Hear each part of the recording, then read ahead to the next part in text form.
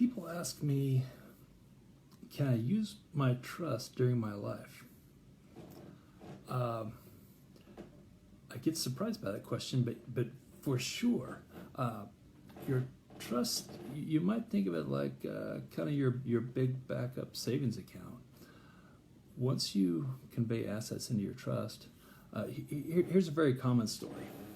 So, a couple sets up the trust, funds major assets into the trust. During the life of the two of them, they can change their trust at any time. They can pull funds out of their trust. They can spend trust funds. They can trade. They can sell away something that's out in their trust, really without restriction during their lifetime. So it is fair to think of it kind of like just a big savings account they have. After one of those, after one of the spouses passes away, that trust is still there, and typically, and this is something we can craft in your particular trust. Typically, when one of the spouses pass away, the entire trust is still available for the health, education, maintenance, and welfare of the surviving spouse. In other words, for their life, the surviving spouse still has all those trust assets available for them.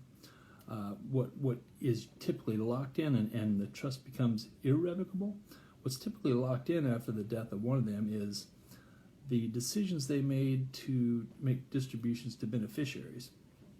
Typically, the trust might say after the death of both of them, there's going to be distributions to children, to grandchildren, to charities.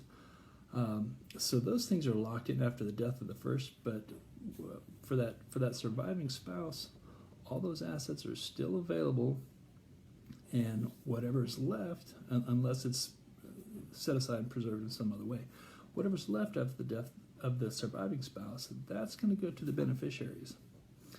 So hopefully that clears up a misconception, because that question throws me when I get it once in a while. But I hope this information is useful to you, and as you know, you can always find me at Estate Plan Kansas.